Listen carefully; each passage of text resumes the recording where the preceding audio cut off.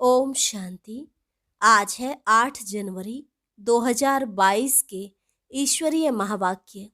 पहले सुनते हैं मुरली के मुख्य पॉइंट्स। बाबा ने कहा, हम आए हैं तुमको सुख धाम में ले चलने के लिए, तो अब इस दुख धाम से दिल हटा दो। सुख धाम और शांति धाम को याद करो। यह पढ़ाई है ही सुख धाम के लिए। यहाँ हॉस्पिटल और यूनिवर्सिटी दोनों कंबाइंड है, अर्थात हेल्थ और वेल्थ तुमको इकट्ठी मिलती है। इस पढ़ाई में और कोई तकलीफ नहीं, सिर्फ बाप को याद करो तो इस याद से तुम निरोगी बन जाएंगे। तुम्हारी काया कल्प वृक्ष समान बड़ी हो जाएगी। फिर कहा, अब तुम रूहानी यात्रा पर हो। रात को जाग कर भी बाप को याद करना है। नींद को जीतने वाले बनो तो तुम बहुत नजदीक आते जाएंगे।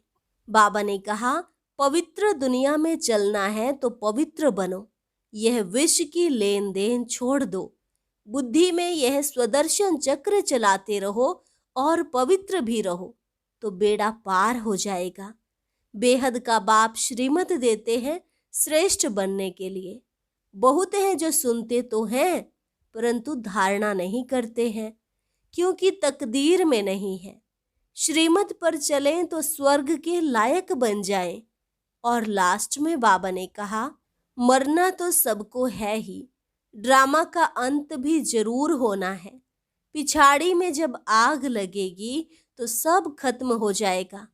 तो क्यों ना विनाश के पहले अपना सब कुछ सफल कर लो, ताकि कुछ पद भी मिल जाए। अगर अंत समय और कोई की याद आई तो फिर पुनर्जन्म यहीं लेना पड़ेगा। और अब सुनते हैं महावाक्यों को विस्तार से। मुरली का सार। मीठे बच्चे, ज्ञान रत्नों को धारण कर रूहानी हॉस्पिटल यूनिवर्सिटी खोलते जाओ, जिससे सबको हेल्थ वेल्थ मिले। प्रश्न, बाप का कौन सा कर्तव्य कोई भी मनुष्य आत्मा नहीं कर सकती है? उत्तर, आत्मा को ज्ञान का इंजेक्शन लगाकर उसे सदा के लिए निरोगी बनाना, यह कर्तव्य कोई भी मनुष्य नहीं कर सकते। जो आत्मा को निर्लेप मानते वह ज्ञान का इंजेक्शन कैसे लगाएंगे? यह कर्तव्य एक अविनाशी सर्जन का ही है, जो ऐसी ज्ञान योग की दवाई देते हैं जिससे आधा कल्प के लिए आत्मा और शरीर दोनों ही हेल्दी वेल्दी बन जाते हैं। गीत। यह वक्त जा रहा है, किसके लिए रुका है, किसके लिए रुकेगा। करना है जो भी कर ले, यह वक्त जा रहा है। ओम शांति। यह किसने कहा कि बाकी थोड़ा समय है? बहुत गई अब थोड़ी की भी थोड़ी रही। अब तुम इस पुरानी दुनिया में बैठे हो, यहाँ तो दुख ही दुख है। सुख का नाम निशान नहीं है। सुख है ही सुख धाम में। कलयुग को कहते हैं दुख धाम। अब बाबा कहते हैं, जबकि मैं आया हूँ तुमको सुख धाम ले चलने के लिए, तो फिर क्यों रुके हुए हो?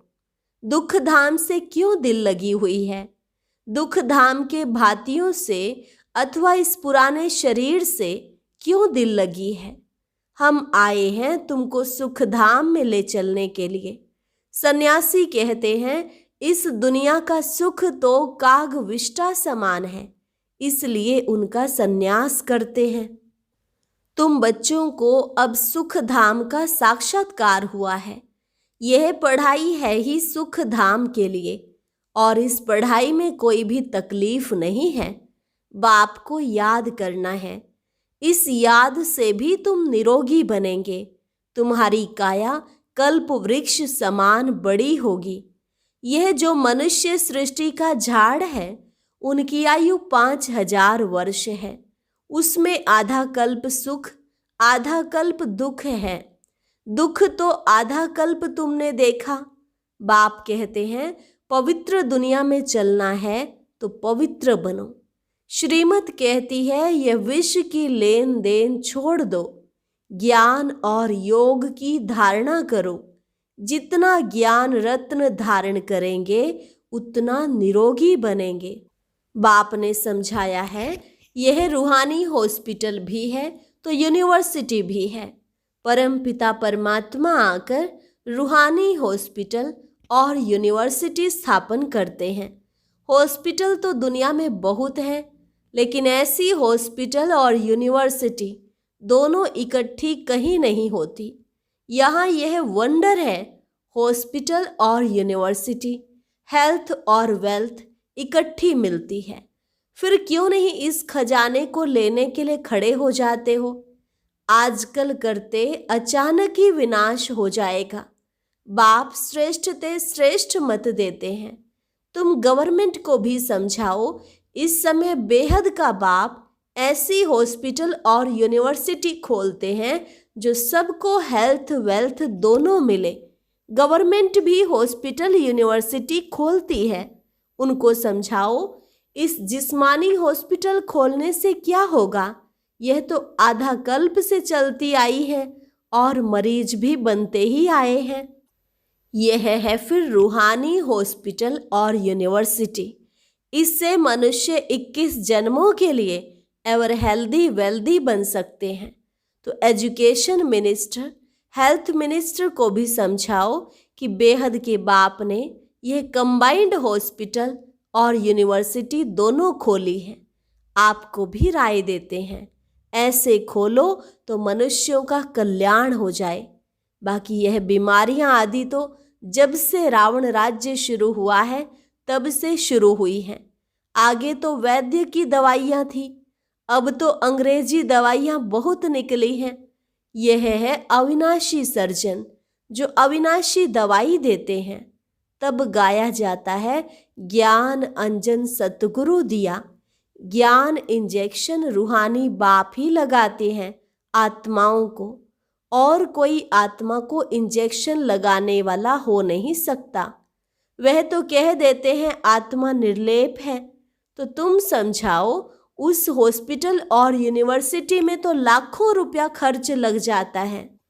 यहाँ तो खर्चे की कोई बात नहीं। 3 पैर पृथ्वी चाहिए।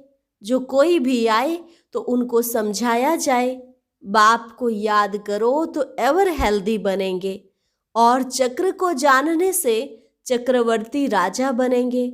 धनवान होगा तो बड़ी हॉस्पिटल यूनिवर्सिटी खोलेंगे, गरीब छोटी खोलेंगे। गवर्नमेंट कितने खोलती हैं, आजकल तो टेंट आदि लगाकर भी पढ़ाते हैं और 2-3 सेशन रखते हैं, क्योंकि जगह नहीं है, पैसे नहीं है। इसमें खर्चे की कोई बात नहीं। कोई भी जगह मिले, कोई औजार आदि तो रखने नहीं है। बड़ी सिंपल बात है। पुरुष भी खोलते हैं, माताएं भी खोलती हैं। बाप कहते हैं तुम ही खोलो, तुम ही संभालो। जो करेगा सो पाएगा, बहुतों का कल्याण होगा। बेहद का बाप श्रीमत देते हैं श्रेष्ठ बनने के लिए। बहुत है जो सुनते हैं परंतु करते नहीं हैं, क्योंकि तकदीर में नहीं है। हेल्थ वेल्थ मिलती है बाप से। बाबा बैकुंठ की बादशाही देने आए हैं। हीरे जवाहरों के महल मिलेंगे। भारत में ही लक्ष्मी नारायण का राज्य था, जरूर उन्हों को बाप ने वर्षा दिया होगा। अभी तो कलयुग में दुख ही दुख है, फिर सतयुग की स्थापना मुझे ही करनी है।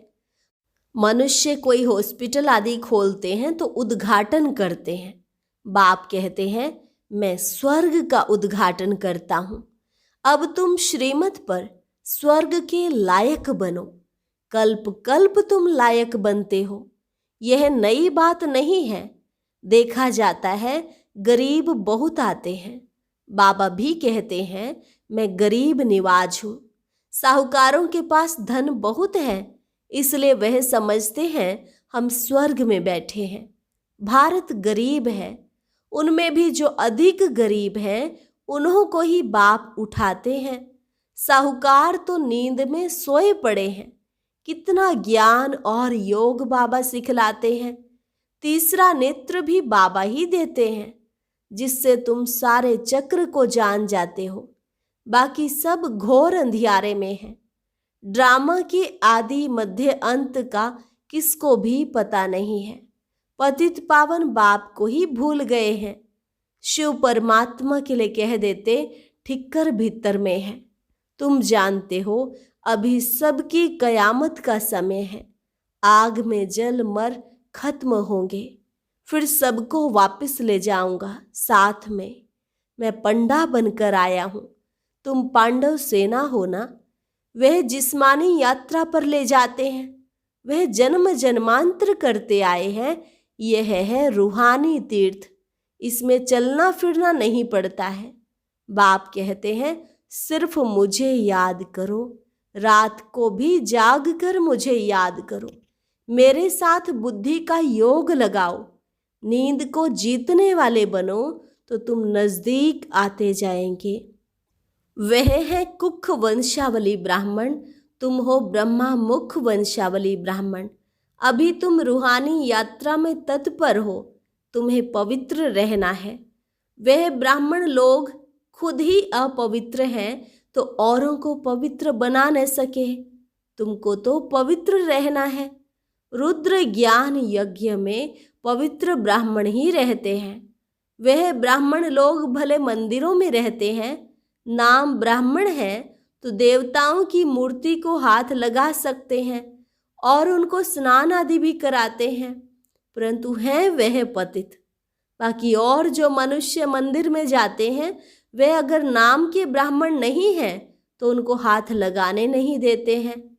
ब्राह्मणों का मान बहुत है, परंतु हैं पतित विकारी। कोई कोई ब्रह्मचारी होंगे। बाप आकर समझाते हैं सच्चे सच्चे ब्राह्मण ब्राह्मणियां वह हैं जो 21 कुल का उद्धार करें। कन्या अगर उद्धार करती होगी तो उनके माँ बाप भी होंगे। यह माँ बाप सिखलाते हैं तुम 21 पीढ़ी स्वर्ग का मालिक बन सकती हो। बच्चे जानते हैं बाप है गुप्त। शिव बाबा ब्रह्मा द्वारा हमको सब राज समझाते हैं। यह दादा तो धंधादि करता था, अब बहुत जन्मों के अंत के जन्म के भी अंत में आकर शिव बाबा ने प्रवेश किया है और इन द्वारा ही ज्ञान सुनाते हैं। यह है रथ, शिव बाबा है रथी। अब निराकार परमात्मा समझाते हैं यह रथ बहुत जन्मों का पतित है।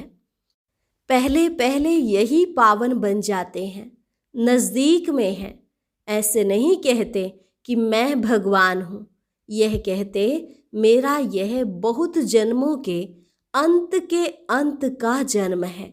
वानप्रस्थ अवस्था है, पतित है। बाबा ने इसमें प्रवेश किया है। अब बाप कहते हैं तुम अपने जन्मों को नहीं जानते हो, मैं तुमको बताता हूँ। यह भी बुद्धि में आता है पतित पावन परम पिता परमात्मा ही है। वह बाप भी है, टीचर भी है, गुरु भी है। सारे ड्रामा के आदि मध्य अंत का राज समझाते हैं। तुम जानते हो बाबा हमको साथ ले जाएंगे। इस बाप टीचर गुरु की राय लेने से तुम उच्च पद पाएंगे। कितना अच्छी रीति समझाते हैं। कोई तो धारणा कर श्रीमत पर चलकर उच्च पद पाते हैं। जो श्रीमत नहीं मानते हैं वह उच्च पद नहीं पाते हैं। बाबा कहते हैं सुख धाम और शांति धाम को याद कर इस दुख धाम को भूलते जाओ। अपने को अशरीरी समझो। अब हम वापिस जा रहे हैं, बाबा लेने आए हैं। हर एक को अपना अपना पार्ट रिपीट करना है। हर एक की आत्मा अविनाशी पार्टधारी है। दुनिया में कब प्रलय होती नहीं। यह दुख धाम है। फिर जाएंगे शांति धाम और सुख धाम में। यह बुद्धि में स्वदर्शन चक्र चलाते रहो और पवित्र रहो तो बेड़ा पार हो जाएगा। तुम काल पर विजय पा रहे हो। वहां तुम्हारी अकाले मृत्यु नहीं होती है। जैसे सर्प पुरानी खाल छोड़ नई लेते हैं, वैसे तुम भी खाल बदल नई ले लेंगे। ऐसी अवस्था यहाँ बनानी है। बस अब हम यह शरीर छोड़ स्वीट होम में जाएंगे। हमको काल खा नहीं सकता। सर्प का मिसाल वास्तव में सन्यासी दे नहीं सकते। भ्रमरी का मिसाल भी प्रवृत्ति मार्ग वालों का है। कहते हैं सेकंड में जीवन मुक्ति दे सकते हैं जनक मिसल। यह भी कॉपी करते हैं। जीवन मुक्ति में दोनों ही चाहिए। वे सन्यासी जीवन मुक्ति कैसे दे सकते हैं? अब बाप कहते हैं चलो वापिस, मुझे याद करो तो विकर्म विनाश होंगे, नहीं तो बहुत सजा खाएंगे और पद भी भ्रष्ट होगा। अंत में कोई की याद आई तो फिर पुनर्जन्म तो लेना ही है। यह है योग से हेल्थ और ज्ञान से वेल्थ। सेकंड में जीवन मुक्ति इसको कहा जाता है। फिर इतने पैसे बर्बाद करने, भटकने आदि की क्या दरकार है? इसलिए हेल्थ मिनिस्टर, एजुकेशन मिनिस्टर को समझाओ तो तुम यह हॉस्पिटल यूनिवर्सिटी खोलो तो तुमको बहुत फायदा होगा। जो करेगा सो पाएगा। साहूकारों का काम है साहूकारों का उद्धार करना। गरीब ही वर्षा लेते हैं। बाकी जो करोड़पति हैं उनके लिए कहा हुआ है किसकी दबी रहेगी धूल में, किसकी राजा खाए, किसकी चोर लूट ले जाए, किसकी आग जलाए। सफल उसकी होगी जो ईश्वर अर्थ लगाए। पिछाड़ी में आग लगेगी, सब खत्म हो जाएगा। तो क्यों न विनाश के पहले कुछ कर लो तो कुछ पद भी मिलेगा। मरना तो है ही, ड्रामा का अंत भी होना है। बाबा कितना अच्छी रीति समझाते हैं। नदियां तो चक्र लगाती रहती हैं, बाकी ब्रह्मपुत्रा तो यह ब्रह्मा ही ठहरा। मम्मा है सरस्वती, बाकी है ज्ञान गंगाएं। पानी की गंगाएं पावन कैसे बनाएंगी? वह कोई मेला नहीं, यह है सच्चा मेला। जबकि जीव आत्माएं परमात्मा से मिलती हैं, तब कहते हैं आत्मा परमात्मा अलग रहे बहुकाल। सुंदर मेला सज रहा जब सतगुरु मिले दलाल। अब जीव आत्मा का मेला परमात्मा से है। परमात्मा ने भी जीव का लोन लिया है, नहीं तो पढ़ाए कैसे? इसलिए उनको शिव भगवान कहा जाता है, जो इसमें प्रवेश कर ज्ञान देते हैं। सरस्वती को कहा जाता है गॉडेज ऑफ नॉलेज। ब्रह्मा को भी नॉलेज होगी, उनको नॉलेज देने वाला कौन? ज्ञान का सागर। तुम्हारे पास यह नॉलेज नंबरवार पुरुषार्थ अनुसार है, तो यह नॉलेज धारण कर श्रीमत पर चलना है। सारा मदार पवित्रता पर है, इस पर ही अबलाओं पर अत्याचार होते हैं।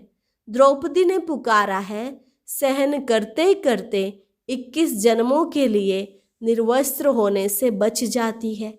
गीता में भी है, मैं साधुओं का भी उद्धार करता हूँ, परंतु साधु लोग यह अक्षर सुनाते नहीं हैं। तुम जानते हो इस समय सारी दुनिया रिश्वतखोर बन गई है, इसलिए इन सब का विनाश होना ही है। जिनको वर्षा लेना होगा वही लेंगे। बाबा को कई बच्चियां कहती हैं, हम गरीब घर में होती तो कितना अच्छा होता, साहूकार लोग तो बाहर निकलने नहीं देते हैं। बाबा, हम कन्याएं होती तो कितना अच्छा होता, माताओं को सीढ़ी उतरनी पड़ती है। बाबा कहते हैं वर्षा ले लो। मनुष्य को मरने में देरी नहीं लगती है, आफतें बहुत होती हैं। आप सिर्फ अपने को आत्मा समझ मुझ बाप को याद करो। 84 जन्म पूरे हुए, अब वापिस घर चलना है कि यहाँ ही गोते खाने हैं। मन मना भव मद्याजी भव। रावण के वर्षे को भूलो।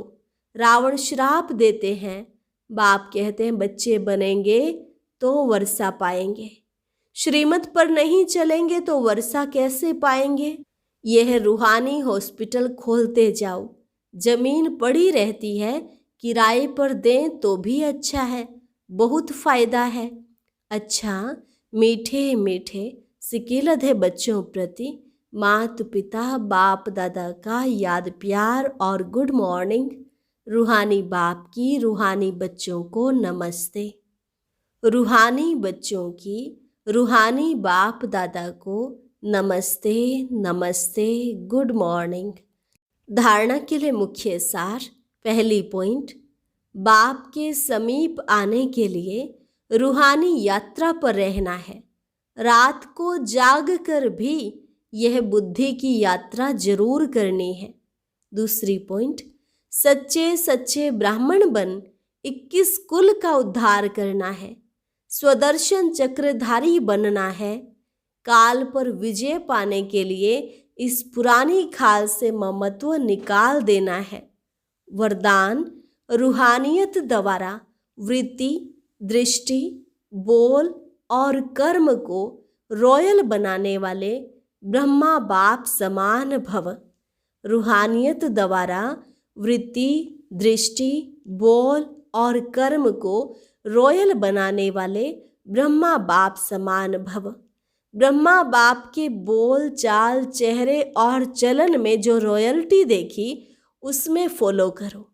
जैसे ब्रह्मा बाप ने कभी छोटी छोटी बातों में अपनी बुद्धि व समय नहीं दिया, उनके मुख से कभी साधारण बोल नहीं निकले। हर बोल युक्ति युक्त अर्थात व्यर्थ भाव से परे अव्यक्त भाव और भावना वाले रहे। उनकी वृत्ति हर आत्मा प्रति सदा शुभ भावना, शुभ कामना वाली रही। दृष्टि से सबको फरिश्ते रूप में देखा। कर्म से सदा सुख दिया और सुख लिया। ऐसे फॉलो करो, तब कहेंगे ब्रह्मा बाप समान। स्लोगन, मेहनत के बजाय मोहब्बत के झूले में झूलना ही श्रेष्ठ भाग्यवान की निशानी है। मेहनत के बजाय मोहब्बत के झूले में झूलना ही श्रेष्ठ भाग्यवान की निशानी है। लवलीन स्थिति का अनुभव करने के लिए जैसे लौकिक रीति से कोई किसके स्नेह में लवलीन होता है तो चेहरे से, नयनों से, वाणी से अनुभव होता है कि यह लवलीन है, आशिक है। ऐसे आपके अंदर बाप का स्नेह इमर्ज हो तो आपके बोल औरों को भी स्नेह में घायल कर देंगे। अच्छा, और अब सुनते हैं आज का अव्यक्त ज्ञान मोती। ये एक बहुत संस्कारितापूर्ण वीडियो है, जरूर देखें, कोई भी मिस ना करे।